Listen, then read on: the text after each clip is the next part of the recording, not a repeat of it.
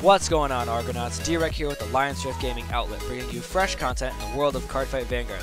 In today's video, we're going to be talking about the meta going into the new year and predicting which decks will be where in the tournament scene based on their strengths and their weaknesses, with what's been revealed so far up to G-BT14.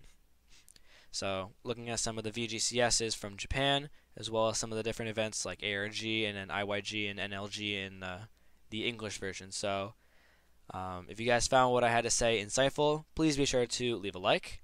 If you guys want more content from me, be sure to subscribe.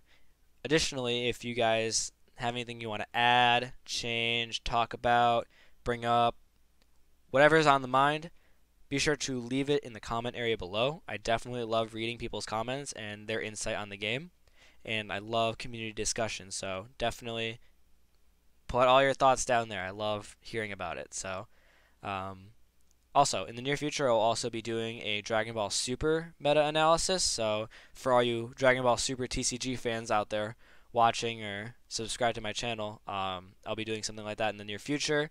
I'm looking to collab with a few people in the area that I know personally that are a bit more knowledgeable on the competitive scene for the game than I am, and have been to more events and stuff like that. Stay tuned for a video like that. But going back into the Cardfight meta-analysis, what I'll be doing for this video is going over different tier lists that I've written based on what looks good on paper and what looks good in actual play so far, and discussing the pros and cons of playing each. So tier 1 will consist of decks that have generally good matchups across the board and really only have struggles against playing with each other.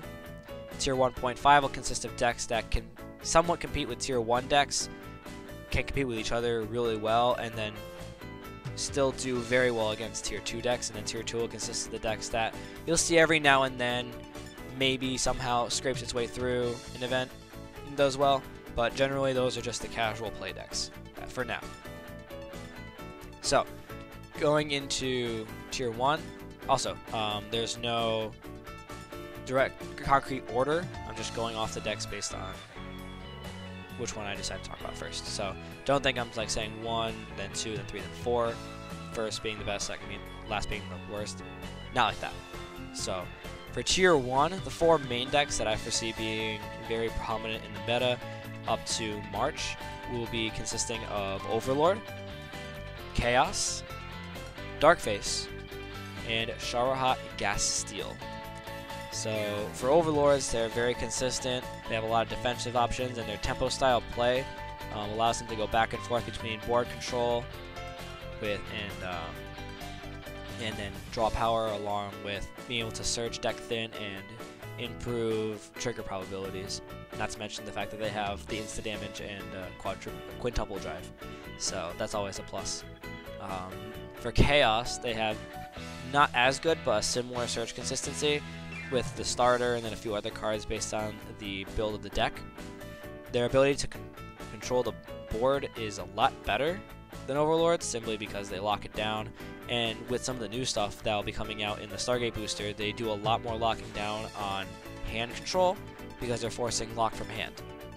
Especially the new, they have the new Chaos Breaker Grade 3, Chaos Breaker Closer, I believe it's called, and then you have Deluge. So you have cards that can do that, interact with hand control as well as board control, and playing cards like Strange Dragon allow for better column pressure in a deck that already thins out the opponent's ability to gain resources. So very good on that end. And then for Darkface, all the new support in the Zoo booster is only going to help the deck interact with the opponent's board more, simply because of its ability to restrict the use of the board as well as the units that are already presently on the board.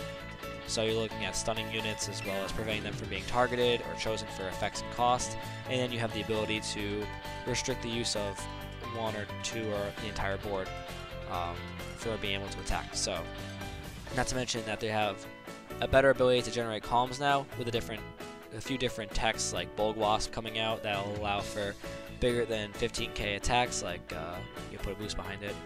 And then additionally, cards that let you draw more, such as the Grade 1.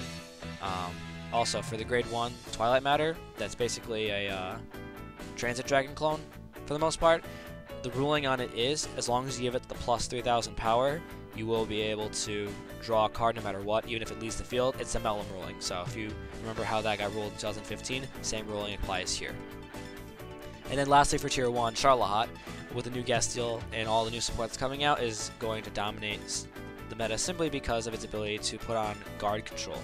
So you have the new Stride that restricts the use of PGs, as well as some of the new main deck stuff that will restrict the uses of zeros. So comboing with Gasteel to copy some of those abilities, you're looking at 15k shield necessary guards that you can only use 2s and 4s on. You can't even PG or stuff like that. So that can be definitely impacting on certain turns, especially a turn after, let's say, a Blader Mao turn, where you're resetting your deck with triggers and then going right into that. It's definitely very devastating. And then their new ZRs, the new ZR is going to help the deck out a lot simply because of the ability to deal damage and then force guard pressure on that much more. So moving right along to Tier 1.5, these are the decks that either fell out of Tier 1 or have pushed up from Tier 2, and like I said, deal with each other roughly okay, don't really do too well in the face of Tier 1 decks, and generally do better than Tier 2 decks. So for the decks that are going to be okay with dealing with control, we have Messiahs, Thavas. Messiahs and Thavas are the main two. They're going to be okay with dealing with some of the control aspects for from Chaos and Overlord and Darkface, simply because of their ability to interact with the control that is being put against them, as well as kind of counterattack and combo and play a bit more defensively than other decks would be able to. On the opposite end of the spectrum, with decks that don't deal too well with board control and resource control, you have ZTBs, Victor, and Angels. And these three don't really have answers to lock and retire and board control. With respect to Overlords, these three could definitely be okay, simply because it's retiring. They can still do stuff, but with respect to Darkface and Chaos, the applications of board restrict from either hand or restricting the use of the board will affect them from being able to make substantial turn plays, and they won't be able to come back and generate as much advantage as they normally would have against a deck like Overlord or Charlotte. But against each other, they'd be perfectly fine.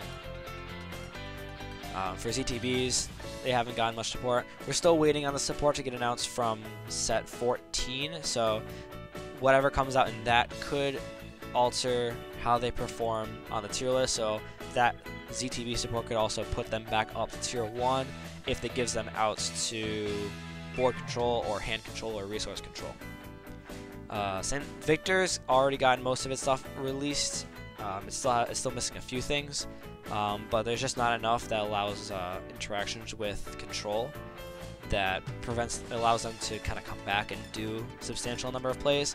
For Victor, they still have the whole winning champ into favorite champ 2 stride turns play, but in the face of something with more control heavy bases, it just won't be able to pull it off as easily, and they'll be falling back to cards like Victoplasma to be able to interact without needing the board to be substantially set up. And then Angels, with all new support, they do really well with multi-attacking and then board manipulation and damage manipulation and being able to power up that way. But like I said, if they're unable to get that set up in the first place and use their board, then they're not going to be able to put on the pressure that they're looking for, which is why they can still interact pretty well with their tier 1.5 counterparts, not so much their tier 1 counterparts. Moving right along to tier 2, I'm just going to be going over the decks that are in need of some support, or will be getting support. It hasn't been announced yet, and then decks that are just kind of falling away even with the support that's been released so far. So for the decks that are still waiting on some support that should be coming out soon, we're looking at Altmile, Asha, Loras, Luard, Wiseman Loop, Blasters, and Shiranui. So these are all decks that are getting support as soon as set 14 or sooner, Asha being in the Zoo Booster. But these are all decks that currently just don't have a means of combating control, whether it's Overlords or whether it's Chaos or whether it's Darkface.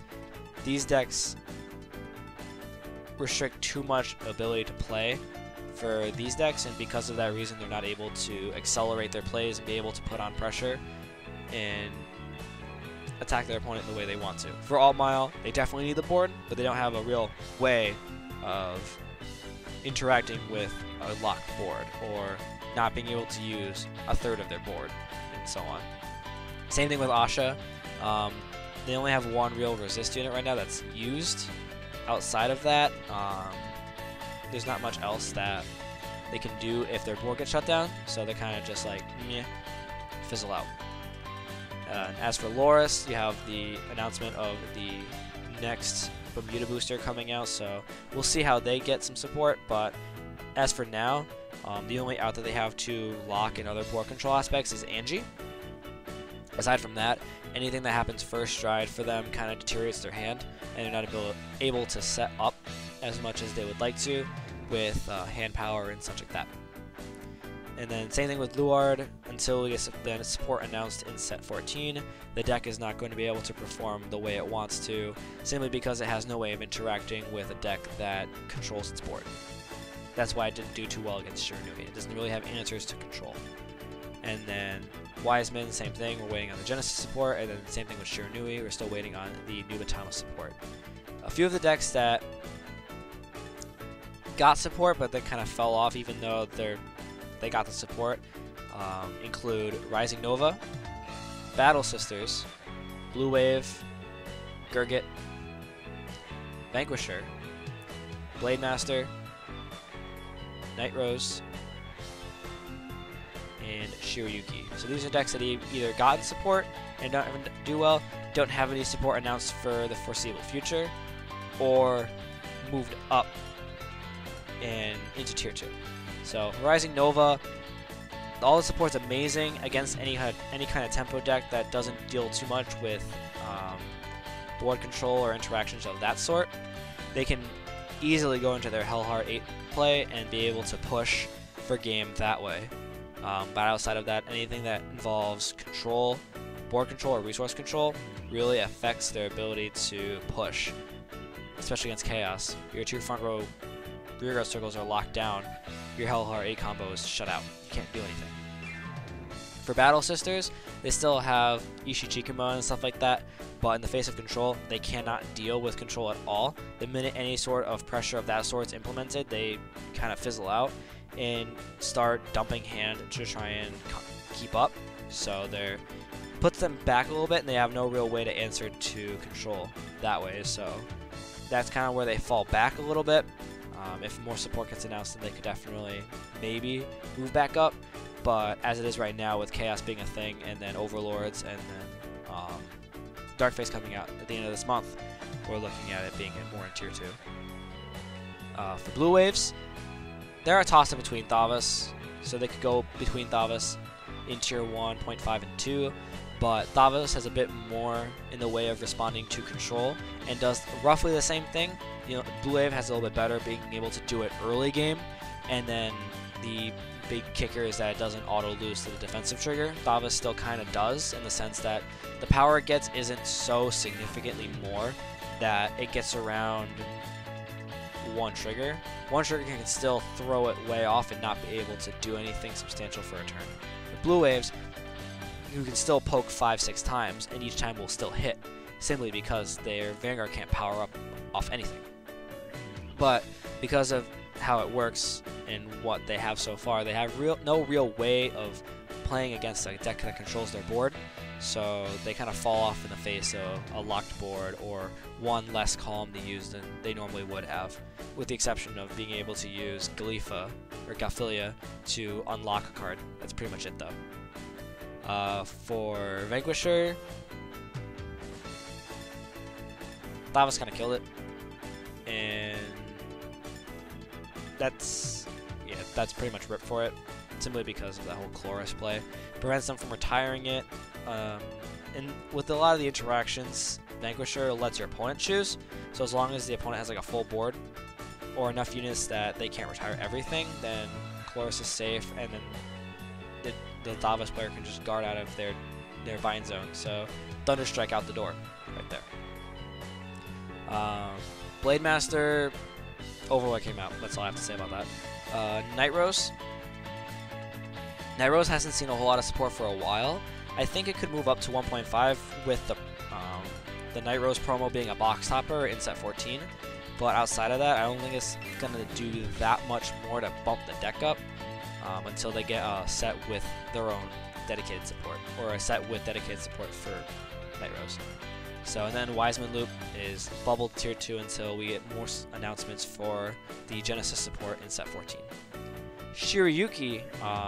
Shiryuki is definitely a deck that I would consider a sleeper deck of the meta, simply because of what it can do and how unexpected it is in a competitive tournament or organized play type environment. With the leaders, you know, okay, that you're putting your opponent down to 0 power, and you're doing a good amount of attacks for magic numbers that can do a lot. But with Shiryuki, it takes it a step further. It doesn't delete your Vanguard, so your opponent will still get those abilities, but by second stride, or even first stride, your power is reduced. By second stride, your base power for your Vanguard is negative, so you're in a much harder position to be defensive than even against the leaders. And the early game for Shiryuki is pretty much solid. A lot of the skills you're using are non-G-break anyhow, so you're getting a lot of abilities and attacks off that will let you solidify a pretty stable early game with your opponent. And then going into your first and second stride, by the time you get to third stride, your opponent can't defend themselves because they're at a base negative 14k power. They're minus 25. So first you go 1, it's 1, then you get 3, then 5, so on. The stride reduces power for every face-up Shiryuki card by 5, so it's like, meh. And then the GB3 ability or GB2 ability to attack from, have your Shiryuki units attack from back row is also a plus. So definitely a sleeper deck to be eerie about and be concerned about.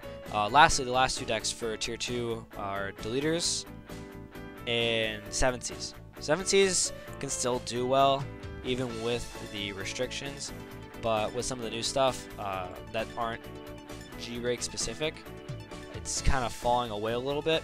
If the meta starts shifting to more GB gear-centric decks, or GB-centric decks, then it could see a comeback. But as long as there's decks in the tier 1 and 1.5 position that aren't GB restricted, 7 Seas Grade 1 Rush will probably fall away for the most part until that comes back again. And then for Deleters,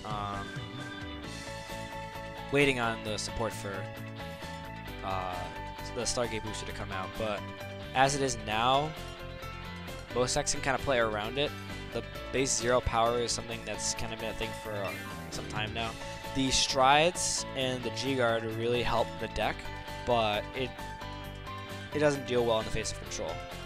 Yeah, sure, it can delete and attack for magic numbers, even with those magic numbers are really low, but if they're restricted to 1 column or 2 columns that can attack, then the whole idea of that pressure play is kind of out the door. So that falls away and out of favor in face of some of the control decks coming into the meta. And then everything else that I didn't name thus far will probably fall into the tier 3 range, unless some of the new support comes out that kind of pushes them back up to tier 2. Amaruta, Yasue, Liberators, Blouse, Musketeers, those are all decks that probably won't come into the limelight for a little bit, or may come into the limelight but won't perform nearly significant enough to make an impact on the meta. So that pretty much wraps up this meta analysis going into the first quarter of 2018. I hope you guys did enjoy the video. Again, if you enjoyed the video, please be sure to leave a like. If you want more content, be sure to subscribe. And then stay tuned for the Dragon Ball Super meta-analysis video. That'll be up soon. Once again, in contact with a few of my Dragon Ball Super friends. But aside from that, any thoughts that you had lingering, even at the end of this video, leave them in the description below, or not the description, the comment area below. Definitely spark some community discussion. I like when people kind of do that and kind of ping off each other. It gets a feel for the meta that way. So thanks again for watching, and I will see you guys in the next video. Peace out.